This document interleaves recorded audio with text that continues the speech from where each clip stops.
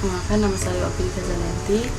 Saya dari kelompok 7. Di sini saya akan menjelaskan penelitian saya yang berjudul Analisis Ketimpangan Pendidikan terhadap Pertumbuhan Ekonomi Sumatera Selatan. Pertumbuhan ekonomi adalah salah satu indikator keberhasilan suatu negara. Beberapa faktor yang mempengaruhi pertumbuhan ekonomi diantaranya adalah jumlah tenaga kerja, modal, dan perkembangan teknologi. Tenaga kerja mempengaruhi pertumbuhan ekonomi baik dari segi kuantitas maupun kualitas. Kualitas tenaga kerja dipengaruhi oleh beberapa faktor, salah satunya adalah pendidikan dan kesehatan. Pendidikan dianggap sebagai faktor yang paling krusial dalam menentukan kualitas sumber daya manusia karena dapat meningkatkan keterampilan dan produktivitas tenaga kerja, yang pada gilirannya akan berkontribusi pada pertumbuhan ekonomi. Selain itu, pendidikan juga memperluas peluang bagi individu untuk memperoleh pekerjaan dengan gaji yang lebih tinggi. Tingginya konsumsi akan mendorong permintaan barang dan jasa yang kemudian menggerakkan roda ekonomi. Di tingkat nasional, masyarakat yang lebih berpendidikan mampu mendorong inovasi dan perkembangan teknologi. Dua faktor penting dalam pertumbuhan ekonomi jangka panjang. Jadi, semakin baik sistem pendidikan suatu negara, maka semakin tinggi peluang untuk mencapai pertumbuhan ekonomi yang berkelanjutan dan merata. Sehingga apabila pendidikan memiliki ketimpangan yang tinggi, kemungkinan bisa mempengaruhi pertumbuhan ekonomi. Grafik kemiskinan dan pertumbuhan ekonomi di Sumatera Selatan tahun 2023 menunjukkan adanya kesenjangan yang signifikan antara kedua indikator tersebut. Tingkat kemiskinan di berbagai kabupaten kota berkisar antara 8,88% hingga 18,26%. Dengan Kabupaten Panukal Albak Pematang Ilir mencatat angka kemiskinan tertinggi yaitu 18,26%. Sementara itu, pertumbuhan ekonomi di wilayah Pali sebesar 3,24% dengan pertumbuhan tertinggi di Muara Enim yaitu 7,32%. Meskipun beberapa daerah mengalami pertumbuhan ekonomi yang cukup baik seperti Muara Enim dan Lahat, tingkat kemiskinan masih cukup tinggi. Hal ini mengindikasikan bahwa pertumbuhan ekonomi belum berhasil secara merata menurunkan tingkat kemiskinan di seluruh wilayah. Ini mencerminkan tantangan dalam manfaat pertumbuhan ekonomi di Sumatera Selatan. Tinjauan literatur. Pendidikan adalah proses jangka panjang yang bertujuan untuk membentuk individu dengan kekuatan intelektual dan spiritual sehingga mereka mampu meningkatkan kualitas hidup di berbagai aspek dan menjalani kehidupan dengan tujuan yang jelas. Setiap warga negara berhak mendapatkan pendidikan, sementara pemerintah berkewajiban menyediakan dan menyelenggarakan pendidikan formal bagi masyarakat. Ketimpangan pendidikan adalah situasi di mana terdapat ketidakmerataan tingkat pendidikan lulusan di suatu wilayah. Ketimpangan ini diukur dengan indeks Gini pendidikan yang menghitung rasio rata-rata lama sekolah dari seluruh penduduk. Pertumbuhan ekonomi merujuk pada peningkatan kapasitas sebuah negara dalam menghasilkan barang dan jasa dalam periode tertentu yang biasanya diukur dengan pertumbuhan produk domestik bruto. Teori Human Capital. Berdasarkan teori Human Capital yang dikemukakan oleh Gary Becker, menyatakan bahwa investasi dalam pendidikan dan pelatihan individu dapat dianggap sebagai investasi dalam modal manusia. Menurut teori ini, sumber daya manusia yang memiliki pengetahuan, keterampilan, dan pengalaman yang baik akan meningkatkan produktivitas dan kesejahteraan ekonomi suatu negara. Dengan demikian, individu yang memiliki human capital yang tinggi cenderung memiliki peluang yang lebih baik dalam mencapai kesuksesan dan kontribusi positif terhadap pembangunan ekonomi. Metode penelitian. Jenis penelitian dalam penelitian ini adalah penelitian kuantitatif. Penelitian ini mengambil lokasi di Provinsi Sumatera Selatan dan periode waktu yang digunakan adalah tahun 2018 sampai 2023. Sumber data yang digunakan adalah data sekunder. Sumber data sekunder didapatkan dari Badan Pusat Statistik Provinsi Sumatera Selatan dan Direktorat Jenderal Perimbangan Keuangan Kementerian Keuangan Republik Indonesia. Jenis data yang digunakan yaitu indeks Gini pendidikan, pertumbuhan ekonomi, kemiskinan, jumlah penduduk, pendapatan per kapita, dan pengeluaran pemerintah sektor pendidikan. Metode analisis yang digunakan yaitu analisis deskriptif, analisis Gini pendidikan, dan analisis regresi data panel dengan metode Fixed Effects Model. Berikut ini adalah rumus untuk menghitung indeks Gini pendidikan. Pada penelitian ini, model regresi yang digunakan ada dua, yaitu model pertama untuk menghitung ketimpangan pendidikan dan faktor apa saja yang mempengaruhinya. Pada model regresi yang kedua adalah untuk menghitung seberapa besar ketimpangan pendidikan mempengaruhi pertumbuhan ekonomi. Berikut adalah rumus-rumusnya. Hasil dan pembahasan. Berdasarkan tabel 1 menunjukkan bahwa indeks Gini pendidikan di Provinsi Sumatera Selatan pada tahun 2023 termasuk dalam kategori ketimpangan pendidikan tingkat rendah, yakni sebesar 0,27. Data mengenai rata-rata lama sekolah dan indeks Gini pendidikan di Sumatera Selatan menunjukkan adanya hubungan yang kuat antara rendahnya pencapaian pendidikan dan tingginya ketimpangan pendidikan. Contohnya di Kabupaten Pali yang memiliki rata-rata lama sekolah sebesar 7,08 tahun, termasuk yang terendah di Sumatera Selatan. Rata-rata lama sekolah yang rendah ini berbanding lurus dengan indeks Gini pendidikan yang tinggi, yaitu 0,42 pada tahun 2018 dan 0,37 pada tahun 2023. Hasil estimasi model pertama. Berdasarkan hasil estimasi model yang diterapkan, terdapat 3 model yang digunakan, yaitu Fixed Effect, model Random Effect, dan model Common Effect. Selanjutnya dilakukan pengujian menggunakan uji Chow, uji Hosman, dan uji LM. Berdasarkan hasil pengujian yang telah dilakukan, Fixed Effect atau FEM terpilih sebanyak 2 kali, yaitu pada uji Chow dan uji Hosman, sehingga dapat diputuskan bahwa model Fixed Effect atau FEM lebih sesuai pada model pertama. Bisa dilihat di tabel, terdapat hasil persamaan regresi dan nilai R-square sebesar 0,77 menunjukkan variabel kemiskinan, jumlah penduduk, pengeluaran pemerintah, sektor pendidikan, dan pendapatan per kapita berperan sebesar 77% terhadap variasi ketimpangan pendidikan antar kabupaten kota di Sumatera Selatan. Sedangkan faktor lain di luar keempat variabel tersebut berperan sebesar 23%. Berdasarkan hasil analisis regresi, diperoleh beberapa temuan yang relevan untuk memahami faktor-faktor yang mempengaruhi ketimpangan pendidikan.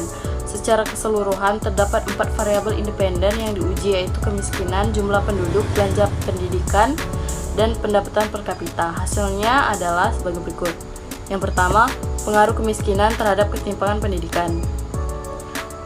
Hasilnya adalah setiap peningkatan kemiskinan sebesar 1% dapat meningkatkan ketimpangan pendidikan sebesar 0,07. Artinya, ketika tingkat kemiskinan tinggi, akses masyarakat terhadap pendidikan yang formal menurun. Hasil penelitian oleh Sujoto 2023, Harahap et al. 2020, Yasir 2024 menemukan bahwa kemiskinan secara signifikan memiliki pengaruh positif terhadap ketimpangan pendidikan. Di Sumatera Selatan, daerah dengan tingkat kemiskinan tertinggi adalah Kabupaten Pali. Berdasarkan hasil penelitian, Kabupaten Pali juga tercatat sebagai daerah dengan ketimpangan pendidikan terbesar. Hal ini menunjukkan bahwa daerah yang mengalami masalah kemiskinan lebih parah juga cenderung memiliki akses pendidikan yang lebih rendah, sehingga menciptakan siklus kemiskinan. Keterbatasan akses pendidikan di Pali memperburuk kondisi sosial dan ekonomi masyarakat yang akan dapat menghambat upaya pengentasan kemiskinan secara keseluruhan. Pengaruh belanja pendidikan terhadap ketimpangan pendidikan. Setiap peningkatan belanja pemerintah sektor pendidikan sebesar 1 miliar dapat menurunkan ketimpangan pendidikan sebesar 0,015. Sejalan dengan penelitian Setiadi 2022 dan Saputra et al. 2015, belanja pendidikan memiliki hubungan negatif dan signifikan terhadap ketimpangan pendidikan, yang menunjukkan bahwa peningkatan belanja pendidikan menurunkan ketimpangan pendidikan. Ketika belanja pendidikan naik 1 miliar, ketimpangan pendidikan turun sebesar 0,0015, yang menunjukkan bahwa peningkatan anggaran pendidikan bisa memperluas akses pendidikan terhadap kelompok yang kurang mampu. Dengan adanya dana lebih, Pemerintah dapat memperbaiki infrastruktur sekolah, meningkatkan jumlah tenaga pengajar, serta menyediakan program bantuan atau subsidi bagi pelajar dari keluarga berpenghasilan rendah. Pengaruh pendapatan per kapita terhadap ketimpangan pendidikan. Setiap peningkatan pendapatan per kapita sebesar 1% dapat menurunkan ketimpangan pendidikan sebesar 0,0011 yang sejalan dengan penelitian oleh Wardana et al. 2023 yang meneliti determinan ketimpangan pendidikan Indonesia juga menunjukkan bahwa pendapatan per kapita berpengaruh negatif signifikan terhadap ketimpangan pendidikan. Pengaruh pendapatan per kapita terhadap ketimpangan pendidikan dapat dilihat dari bagaimana pendapatan yang lebih tinggi memungkinkan akses yang lebih luas terhadap pendidikan. Secara umum, daerah atau individu dengan pendapatan per kapita yang tinggi memiliki kesempatan lebih baik untuk melanjutkan pendidikan formal seperti biaya sekolah, buku, dan akses ke lembaga pendidikan yang lebih terjangkau. Berdasarkan hasil penelitian, ketimpangan pendidikan di Sumatera Selatan dipengaruhi secara positif oleh kemiskinan, di mana peningkatan kemiskinan cenderung memperburuk ketimpangan pendidikan. Sebaliknya, peningkatan pengeluaran pendidikan dan pendapatan per kapita berperan dalam mengurangi ketimpangan pendidikan. Dengan pengeluaran pendidikan yang lebih besar, meningkatkan akses dan kualitas pendidikan serta pendapatan per kapita yang lebih tinggi, memberikan kemampuan lebih baik bagi masyarakat untuk mengakses pendidikan formal. Oleh karena itu, upaya untuk mengurangi ketimpangan pendidikan harus berfokus pada pengurangan kemiskinan, peningkatan belanja pemerintah di sektor pendidikan, dan pertumbuhan ekonomi yang merata untuk meningkatkan pendapatan masyarakat.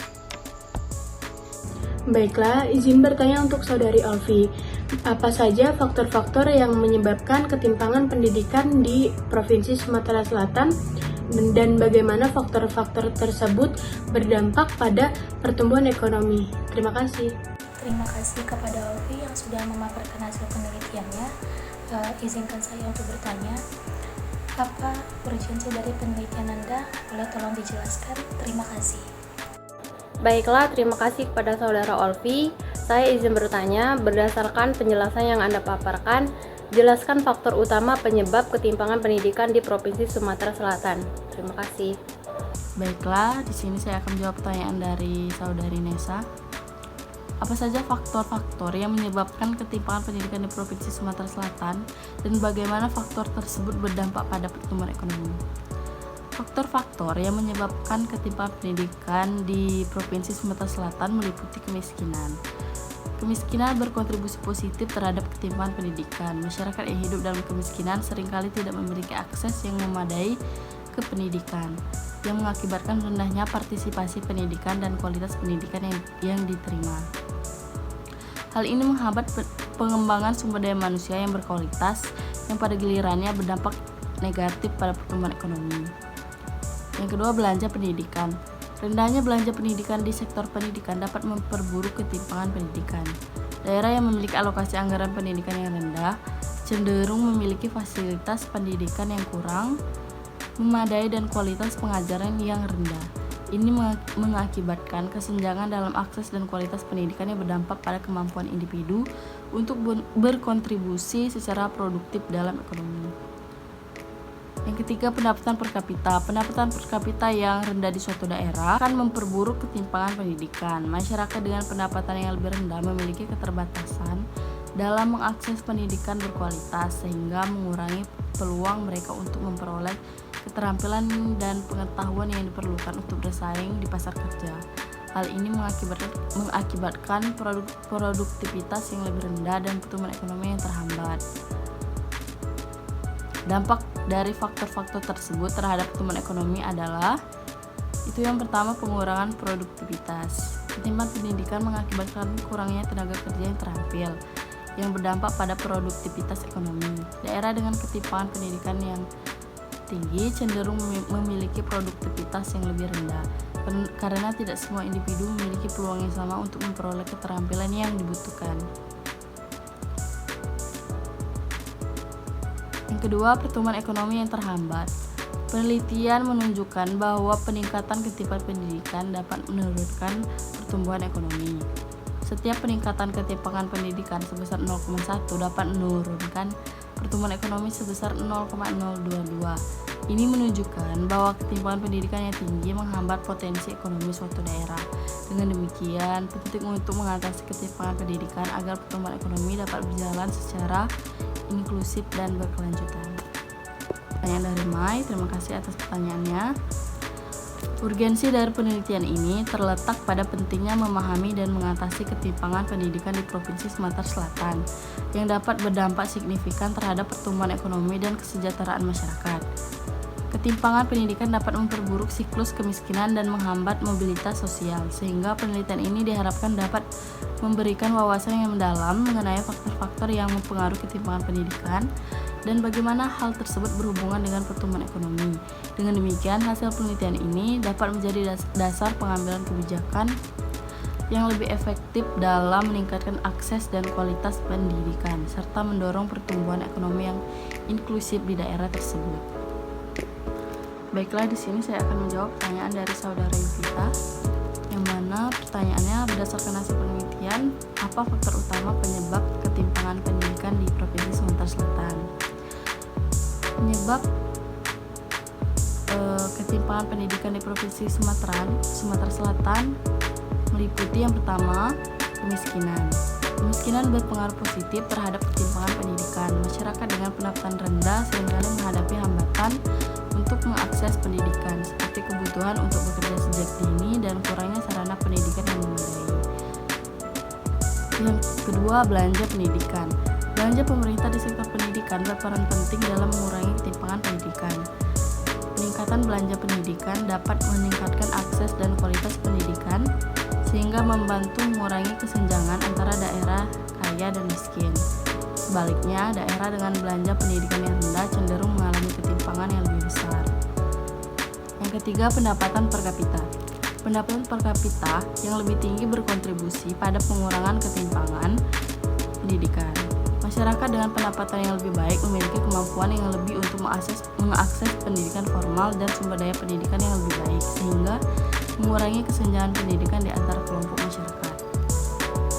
Dengan demikian, untuk mengatasi ketimpangan pendidikan, perlu adanya untuk mengurangi kemiskinan, meningkatkan belanja pendidikan, dan meningkatkan pendapatan per kapita di daerah yang kurang